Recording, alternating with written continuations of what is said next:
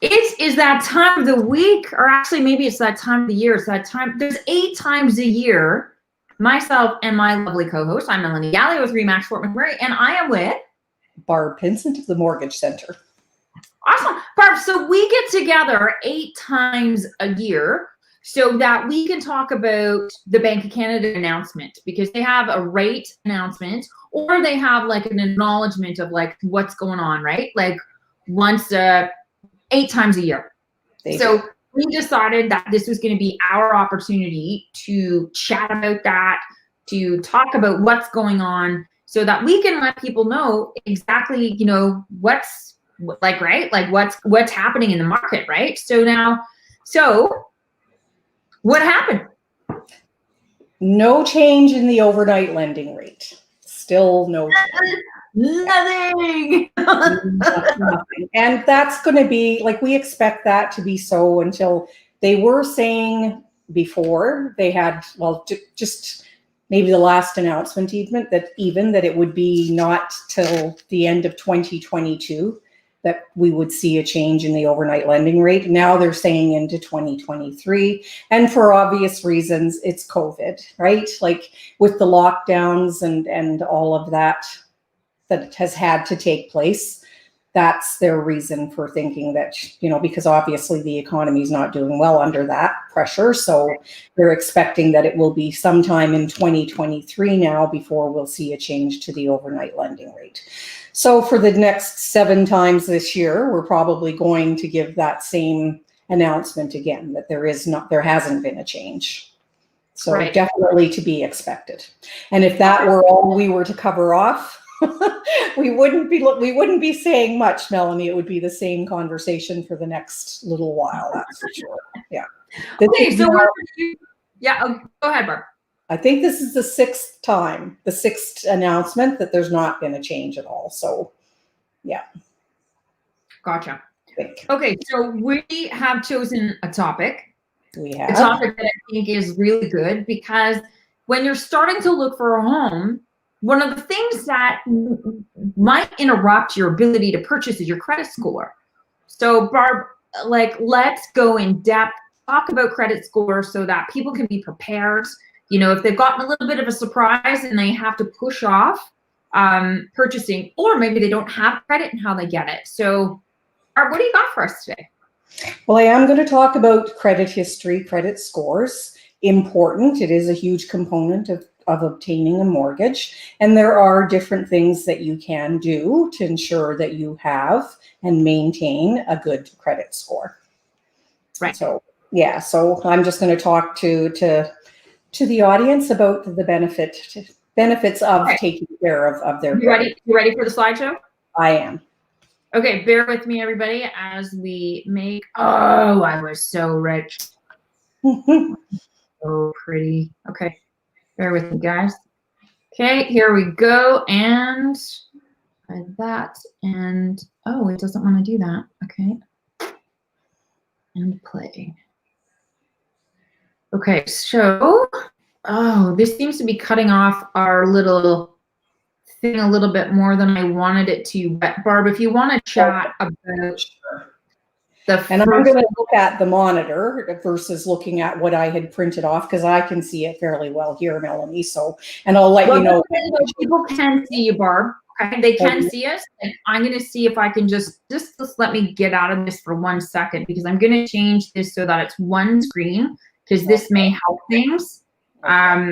Even better. Yeah, this is going to be way better, Barb. So just bear with me. Yeah, it's still showing it, kind of cutting it off a little bit, but hopefully if you can just talk us through it, then we'll kind of get it. Sure. Okay, so there are 2 credit bureaus that lenders go to for credit reports here in Canada, Equifax and TransUnion, and both are going to provide credit scores in addition to credit history to members of the bureau. So it's not available to just anyone. Consumers can have a look at their own credit files if they'd like, and then anybody who has a paid membership and a reason, of course, a justified reason for looking at credit files, can obtain the information. And you're going to get a score for anywhere from 300 to 900. 900 I've probably seen twice in my career, so it's not something that I see very often. 300 I haven't seen a lot of either, but of course the higher the score, the better the lender likes it. And there can be a reject as well. And the reason for a reject would be there isn't enough credit history available on that particular client for a score. So they may have a credit file that's just got inquiries showing on it and nothing else. That would be a reason for a reject. Okay. Perfect. A score. I just changed the screen for you. Yeah, I see. So I don't have to let you know to do that. I'm assuming because you changed it at the perfect time there. So a good credit score, 680 and higher is considered excellent. And different lenders have different criteria when it comes to what they want to see as a credit score. Minimum probably these days 650. Insurers will look at 600 or higher. So that's CMHC, Genworth and Canada Guarantee, but that's not to say that the lender is okay with that 600. So ideally 680 or higher. CMHC, I'm sorry, wants to see that at least one of the applicants has a 680 credit score. The other two are not so fussy, but if you can maintain a score of that 680, then you probably can get pretty much anything it is that you're applying for, as long as the other criteria is met as well. Okay, great. Yeah. So we've got how it's calculated. Yeah, so this is what they're looking at when they're putting together a credit score. So the different measures that are weighed are your payment history. So you want to be careful with any repayment on a credit facility, credit card, making sure you're making that minimum monthly credit payment. The loan, of course, whatever the loan payment amount is. So making the payment on time, important, because if you've missed payments, it's going to impact your score by about 35%. So that can make a big difference to a credit score. Any collections or judgments on an account or on a credit file, again, you're going to, impact the credit score. Paid collections and judgments, much better than non-paid. Ideally, no collections, no judgments. But life happens. And so if, something does happen, then you want to get those creditors looked after and paid up. Or paid off. Yeah. Amount owing, and this one's a big one as well. So, the amount owing in relation to the balance, to the limit on a revolving credit facility, so a credit card or a line of credit, the weighted average there makes it a difference of 30% of your score. So if you can keep the limit under, or the balance, under 75% of the limit, then your score won't be impacted as badly. If you're over that 75% or over limit, that's going to have a big impact on the credit score. So avoid that at all costs if you can. And if you have a credit card that has a smaller limit and you're going to, you're thinking about getting a mortgage, then you want to make sure that a month or two before your credit file is pulled, get that balance paid down, because we never know when that information is going to be reported to the Bureau. So better that you're prepared for that, because we want you to have as high a score as we can possibly have show on that credit report. And the length of time that your credit is established for is a factor as well.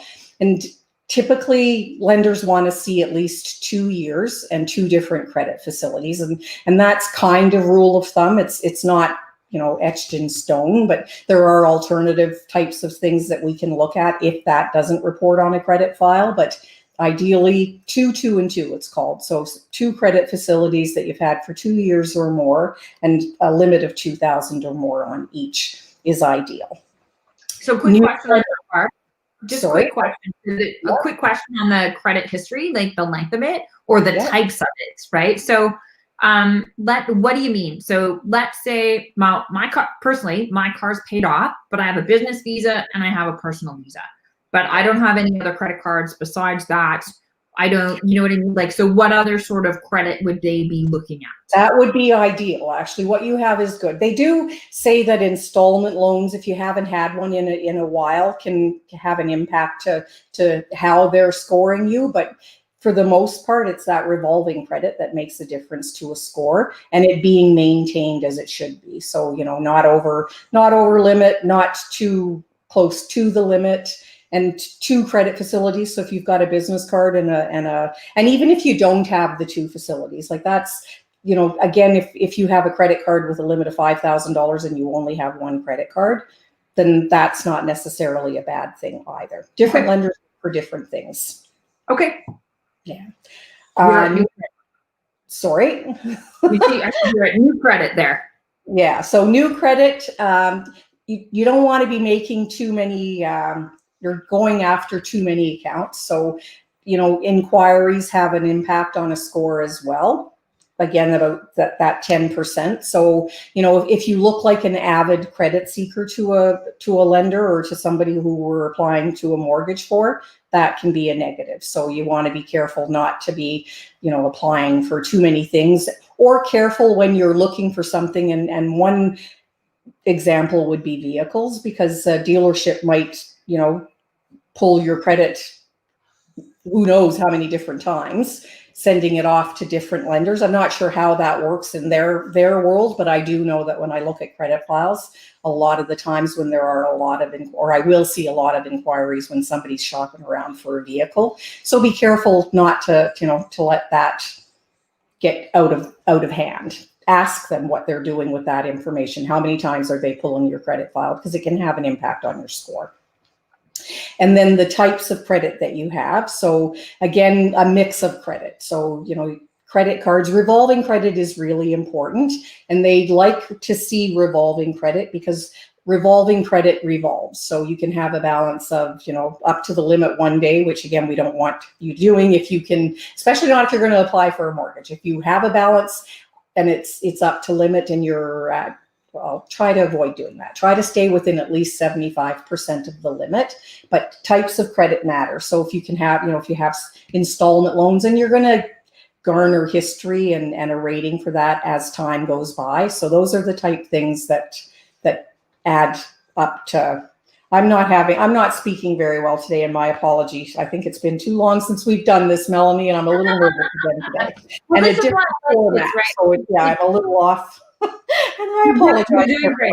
You're doing great, right? Like this is also pretty weighty, right? Like there's a lot of information here. There is a lot of information. Just take your time and all right, see how quickly I want to get this over with. But lastly is public record. And so that's bankruptcies, again, collections, judgments, those type things. They can have an impact on your score as well. So just some things to keep in mind, and you know, and be careful with things like cell phone bills. And a lot of people aren't aware that cell phone companies report their accounts to the credit bureau. And so, you know, you might not be as diligent about paying a phone bill on time as you would be a credit card payment, but important that you make all of your payments on time, because who's to say maybe one day there won't be, you know, utility companies that are reporting, so it's important to make sure that you're doing everything that you can to ensure that those payments are made on time, and that you're not getting too involved. Don't rack up too much credit so that you're in a position where you can't get it paid down. Okay, so how does somebody improve their credit score? Okay, well, we cut that slide. Well, actually, never mind. You do want to keep an eye on what your report or what is being reported. So, you know, check with with the 2 companies in Canada. You can, if you don't want to pay for a report, you can order a copy of your report and they will mail one to you. And that's Equifax or TransUnion that you can reach out to get copies of your credit report. And you want to take a look at it and making sure that what's on there is accurate, because mistakes happen.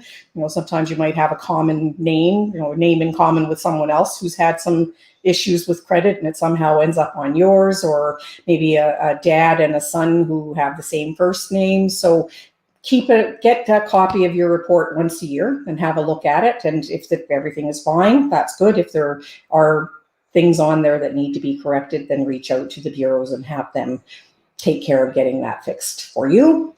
Paying your bills on time, very important. So, you know, when that credit card statement comes in, and what I did and have been doing for many years was I always have like enough that I'm going to cover off the minimum that whatever my limit is what I usually do, or depending on how much I'm using my card. And I just have an auto payment go to the credit card from my bank account directly, so that I'm not going to miss that payment by accident. And what I find, or now I'm okay with it, but not getting that physical bill, because that was always my cue to pay the bill. But a lot of times, or a lot of companies nowadays, don't send out that physical bill. So you want to be doing whatever it is that you can to make sure that you're paying those bills on time. Because if you don't get the bill in the mail on time, that's not a good enough reason to have missed a payment.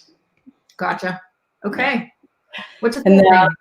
yeah, and if you have questionable credit, then you want to do what you can to get some credit. Well, if you've had late payments, or a consumer proposal, or a banker, like different things, life happens. So if you've had issues with credit, and you want to reestablish your credit, so try and get a couple of accounts opened.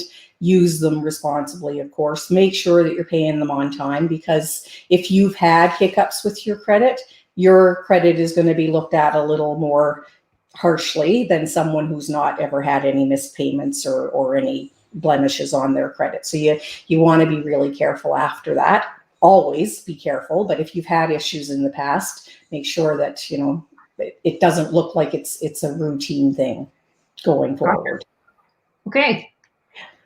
And that one is cut off pretty bad. Yeah, this one saying don't open accounts and not use them, because that's not going to have an impact on your score.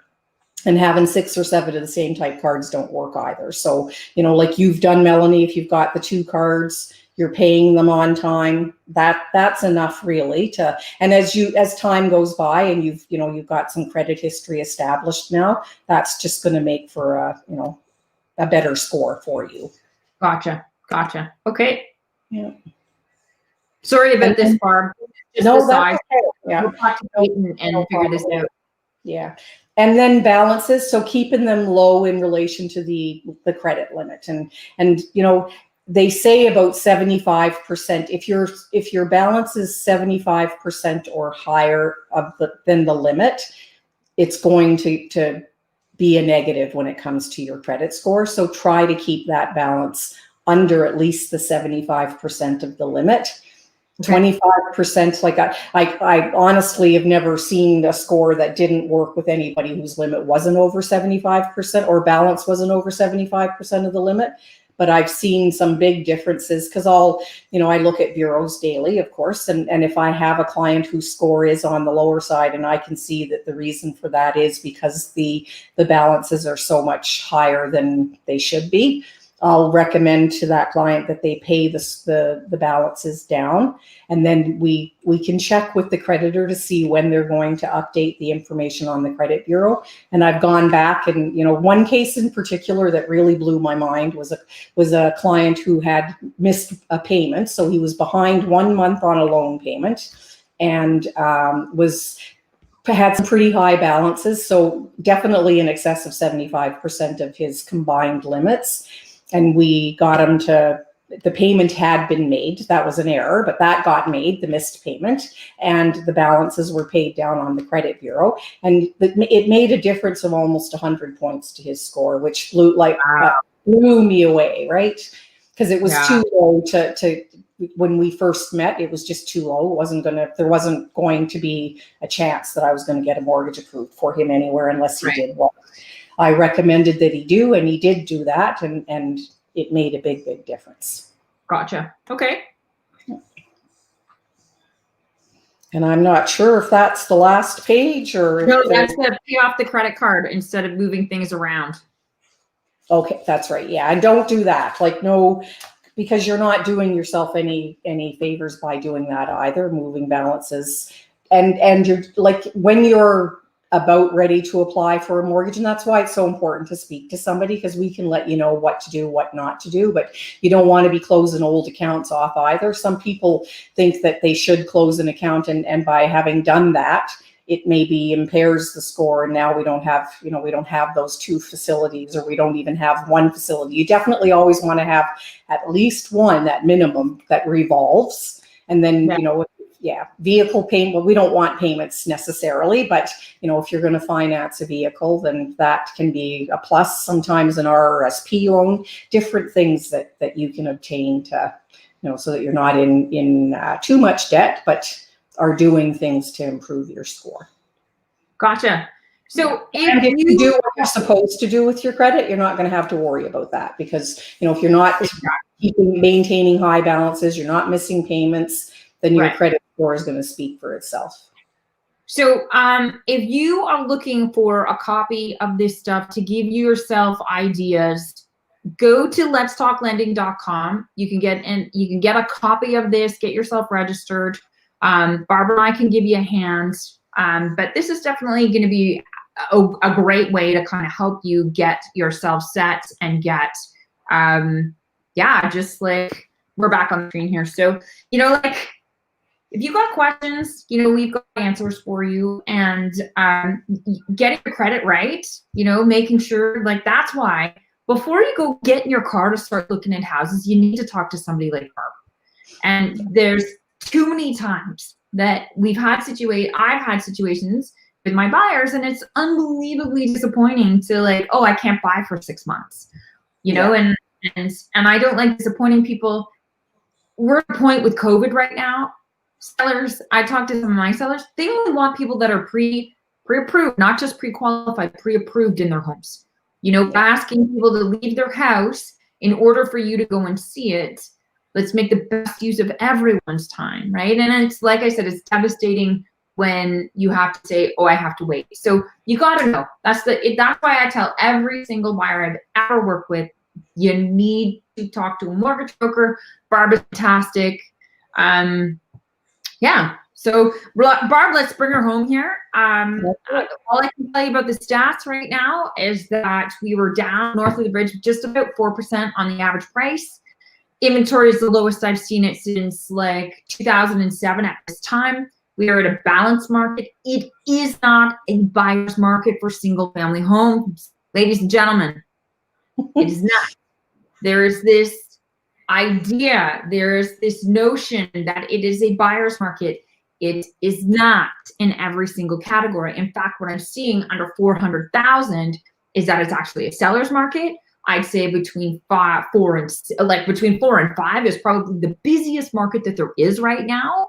Yeah. That I can foresee going into it, staying or being in a seller's market as well, shifting from balanced into sellers, because the lack of inventory. I had 41 showing requests on my 19 listings last week. 41. Wow. We've started tracking. So in total, there's over 60 showing requests that I've had on my listing so far this year. That's January, right? Yeah, so I really feel like there's going to be this strong shift into a balanced market. It's going to stay there. And in some price ranges, it's going to lean right into a seller's market. And we may even see over 6 go into a balanced market, which would be fantastic, which means I think prices would start to go up. If that starts to happen, because what I am seeing is people selling their smaller homes and taking advantage of the opportunities to get into something bigger. Yeah. That's what I'm focused on. If I can help you do that this year, I would love to, like working with Barb, get her to find out if that's a situation that you could do. There's lots and lots of situations out there, because this is the time to do those sorts of things. And if you're thinking about listing your home, you need somebody like myself that does way more than put a sign on the lawn. I'm doing 360 tours. I'm doing live open houses. I've got virtual tours that we can send people that have the floor plans, the virtual tours, the video tours, all in one place. You deserve that. You're selling your number one asset, right? And when you're buying your number one asset, you deserve the best. And this one, hold on. This one? No. This one. This one. Yeah. That's a mortgage broker. It's your number one asset. You've got to use someone that actually gives a you-know-who. So get yourself onto letstalklending.com. I'm going to throw up that banner there. And if you want to get any of that stuff, that's the best way to get a hold of us. So, Barb, do you remember our next date? Oh, gosh. It is, it's March. You know what? I can get it really quickly. Just bear with me. So 1 second. 8 times a year, Barb and I are going to get together and do this sort of thing. Okay. March 10th, Melanie. March 10th is when we're going to get together and we're going to chat, and we'll have another topic to bring up to you. If you have any ideas about that, message us. What do you want to know about? You know, we're here for you. We can do an ask us anything. Maybe we get some questions and we answer 5 questions. That might be a fun idea too, Barb. Like, ask us anything. Kind of put you on the spot, which I love doing. Oh, yeah, I love it too. Can't you just tell? I know, but Barb, you're getting like, no one would know if you didn't tell them. No one would know, right? So yeah, I'm always telling on myself. That's my problem. it's not. It's delightful. It's delightful. All right, for McMurray, you know what to do. Go to letstalklending.com if we can help you. Share this video. Tag a friend. If you have any questions about your credit score, Barb is the person for you. You're figuring out your real estate. I'm the person for you, and we make a fantastic tag team. Absolutely. All right. Thanks again, Melanie. All right, Barb. Thanks so much. Great day. Thank you. Stand on the line for me, Barb. Stand on the line. Yeah, will do. Thanks, Barb.